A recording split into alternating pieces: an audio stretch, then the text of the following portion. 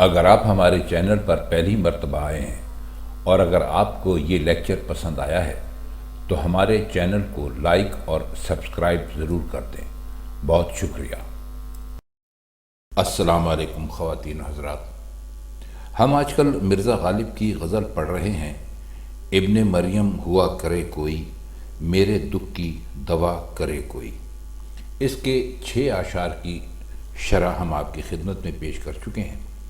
آج ہم اس کے 7 سے لے کر 10 شعروں تک اس کی شرح کرنے کی کوشش کریں گے، اور آج اس تیسرے حصے میں یہ غزل ختم ہو جائے گی۔ لگتا ایسا ہے کہ مرزا غالب نے یہ غزل کسی ایسے عالم میں کہی جب وہ انتہائی سنجیدہ تھے، کوئی غم تھا، کوئی پریشانی تھی، یا وہ حالات تھے جن سے کہ مرزا غالب اکثر گزرا کرتے تھے۔ یہ تو آپ سبھی جانتے ہیں کہ مرزا غالب کی صرف ابتدائی زندگی کو چھوڑ کر باقی عمر ان کی انتہائی پریشانی میں کٹی، مقروض رہتے تھے، گھر تک اپنا نہیں تھا، کرائے کے گھر پہ رہتے تھے۔ ان کی پینشن کا مقدمہ بہت عرصے تک چلا، کچھ پیسہ ان کو مل گیا تھا، لیکن اس میں کہاں ان کا گزارا ہونے والا تھا، کیونکہ نواب خاندان سے تھے تو نوابی ٹھاٹھ اپنی جگہ تھے، تو کسی نہ کسی طرح سے گزارا لشتم پشتم ان کا چل رہا تھا۔ اور افسوسناک بات یہ ہے کہ جب مرزا کا انتقال ہوا تو اس وقت بھی ان پر 800-850 روپے کا قرض تھا، جو آج کے حساب سے ہمارے خیال میں کوئی 20-25 لاکھ روپے بنتے ہوں گے۔ لیکن پھر بھی مرزا غالب نے اپنی شوخی اپنی بہت ساری غزلوں میں، اپنے بہت سارے اشعار میں دکھائی۔ طبیعت کے انتہائی خوش مزاج اور ملنسار شخص تھے۔ بہرحال یہ باتیں تو ہم نے تمہیداً آپ کی خدمت میں اس لیے عرض کر دی کہ بہت سے دوست جنہیں مرزا غالب کے بارے میں بہت زیادہ پتہ نہیں ہے، انہیں بھی مرزا غالب کی طبیعت کا کچھ نہ کچھ اندازہ ہو سکے۔ تو اب جو اگلا شعر ہے وہ ہے، روک لو گر غلط چلے کوئی، بخش دو گر خطا کرے کوئی۔ بہت آسان ہے، اس کا کوئی خاص بہت زیادہ ویسا مطلب نہیں ہے جو مرزا غالب کے اشعار میں پایا جاتا ہے، یعنی کوئی چھپا ہوا فلسفہ اس کے اندر ہو۔ ایک نصیحت ہے کہ کہتے یہ ہیں کہ اگر آپ کسی کو کسی غلط راستے پر چلتا ہوا دیکھتے ہیں تو آپ اس کو روک دیں، آپ کوشش کریں کہ وہ ایسا نہ کرے۔ غلط چلے سے کوئی مطلب یہ ہے کہ کسی برائی میں ملوث ہو، کچھ غلط کرنا چاہ رہا ہو یا غلط کر رہا ہو تو آپ اس کو روک دیں۔ اور اگر آپ کے ساتھ کوئی وہ غلطی کرتا ہے، خطا کرتا ہے، آپ کے ساتھ کوئی زیادتی کرتا ہے، تو کہتے ہیں کہ اس کو بخش دینا چاہیے، اس کو معاف کر دینا چاہیے، کیونکہ اسی میں انسانیت کی جو ایک خاص صفت ہے وہ یہ ہے۔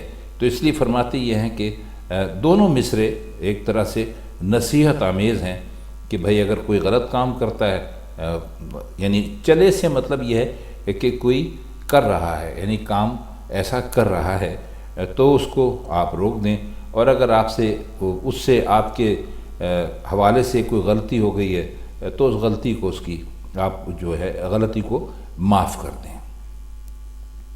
اگلا شعر ہے، کون ہے جو نہیں ہے حاجت مند، کس کی حاجت روا کرے کوئی۔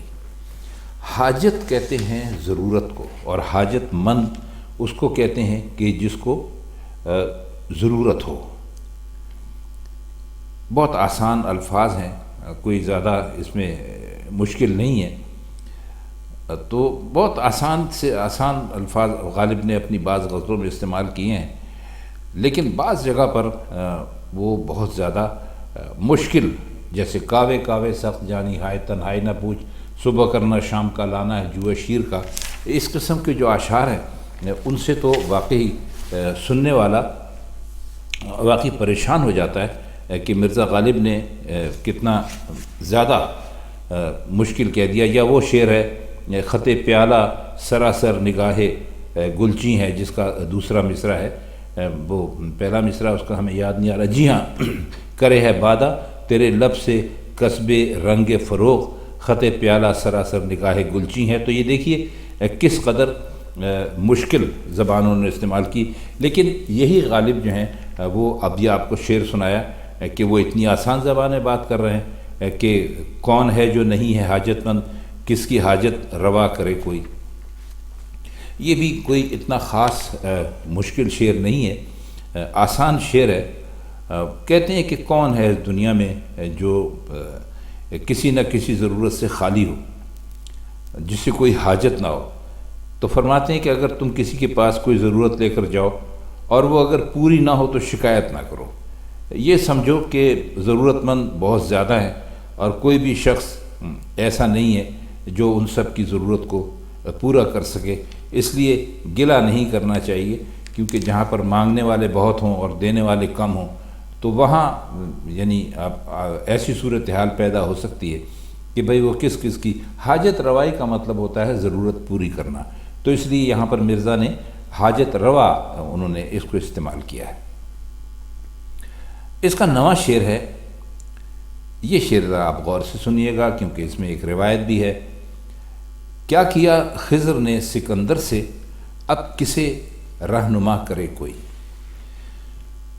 پہلے تو وہ حضرات جو کہ اسلام کے بہت سارے واقعات سے واقف نہیں ہیں، ان کے لیے شاید جو ہمارے سننے والے دوست ہیں ان کے لیے شاید ان کے فیض کے مطابق یہ نئی باتیں ہوں گی، لیکن ایک مسلمان تو بچپن سے چونکہ سب کچھ سنتا چلا آ رہا ہے تو اس لیے اس کو بہت زیادہ تفصیل میں بتانے کی ضرورت نہیں ہے۔ خضر علیہ السلام کے لیے کہا جاتا ہے کہ وہ ایک ایسی ہستی ہیں کہ جو ہمیشہ زندہ رہیں گی، قیامت تک وہ زندہ رہیں گے، اور ان کے لیے کہا جاتا ہے کہ وہ لوگوں کو راستہ دکھاتے ہیں۔ اگر کوئی جنگل میں پرانے زمانے میں ایسا ہوتا تھا سفر کر رہا ہے اور وہ بھول گیا ہے تو کوئی بزرگ اس کی مدد کرنے آ جاتے تھے، تو ان کو حضرت خضر کہتے ہیں۔ اور سکندر بہت مشہور بادشاہ ہے، اس کے بارے میں تو خیر کیا غیر مسلم اور کیا مسلم سبھی جانتے ہیں کہ وہ سکندر کیسے چلا اور وہ ہندوستان تک آیا اور اس نے اپنی دنیا بھر میں اپنی فتوحات کی اور پھر وہ مر گیا۔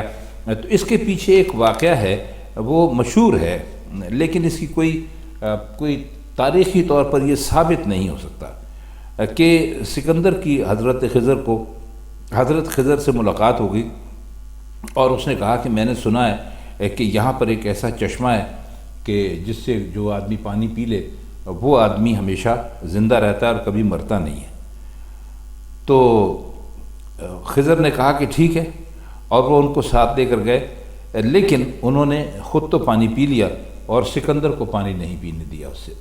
اب اس کے پیچھے یہ بات ہو سکتی ہے کہ خضر چونکہ حضرت خضر جو ہیں وہ چونکہ اللہ کی طرف سے اس کام کو مقرر کیے گئے ہیں تو ظاہر ہے کہ ان کے اوپر وہ بڑھاپا طاری نہیں ہوتا، لیکن سکندر چونکہ ادھر سے مقرر نہیں ہے تو ممکن ہے حضرت خضر نے سوچا ہو کہ اگر میں نے اس کو یہ پانی پلا دیا تو پھر یہ تو عام آدمی ہے، یہ بوڑھا بھی ہوگا، کمزور بھی ہوگا، ضعیف بھی ہوگا اور یہ بالکل زمین پر گر جائے گا اور سسکتا رہے گا اور اس کو موت نہیں آئے گی۔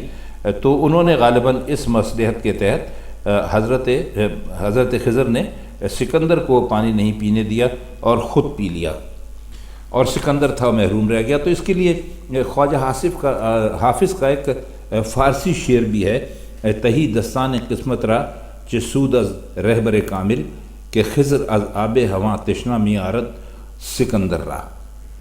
تو بہرحال ایسی بہت ساری مثالیں بھی ہیں۔ تو مرزا جو ہے نا وہ یہ کہتے ہیں، انہوں نے اپنے شعر میں کہتے ہیں، پوچھتے ہیں، سوال کرتے ہیں کہ بھئی حضرت خضر نے سکندر کے ساتھ کیا کیا، اب کسے رہنما کرے کوئی، یعنی کہتے ہیں کہ اب کس پہ انسان بھروسہ کرے، کس رہنما پہ بھروسہ کرے، کس لیڈر پہ بھروسہ کرے کہ حضرت خضر جیسی ہستی نے سکندر کو وہ پانی نہیں پینے دیا۔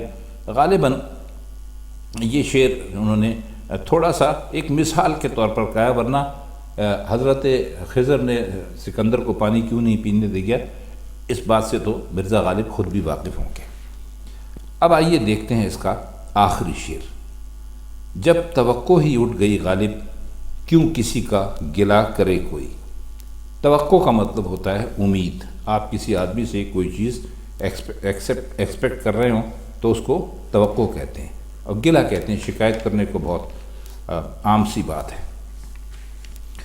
تو اس شعر میں خود سے مخاطب ہیں، فرماتے ہیں کہ اے غالب، جب امید ہی باقی نہیں رہی تو کسی کا گلہ شکوہ کرنے سے کیا فائدہ اور کیوں کیا جائے، اور گلہ شکوہ ہمیشہ اس سے کیا جاتا ہے جس سے کچھ امید ہو۔ جب بنیادی موجود نہیں ہے تو عمارت بنانے سے کیا مطلب ہے۔ اب یہ بہت ہی اعلیٰ شعر ہے، بہت ہی اعلیٰ مضمون ہے جس کی تعریف نہیں ہو سکتی۔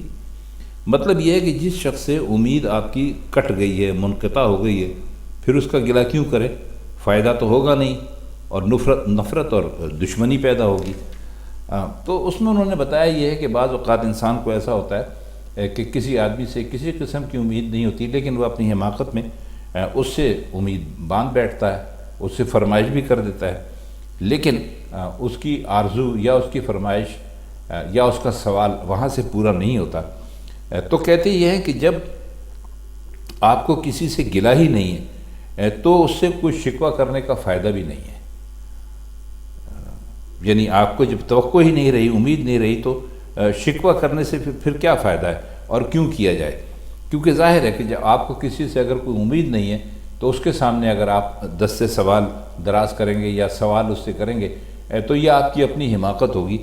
تو اس لیے وہ فرماتے ہی ہیں اس شعر میں کہ بھئی جب ہماری تو توقع ہی اگر کسی سے اٹھ گئی ہے، توقع ہی ختم ہو گئی ہے، تو پھر اگر وہ آپ کا سوال پورا نہیں کرتا تو اس سے گلہ کرنے کا کوئی مطلب نہیں ہے۔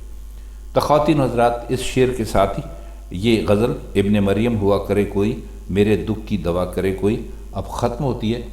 غالب کی کسی اور غزل کے ساتھ کسی اور محفل میں آپ سے جلد ملاقات ہوگی۔ تب تک کے لیے ہم چاہتے ہیں آپ سے اجازت۔ خدا حافظ۔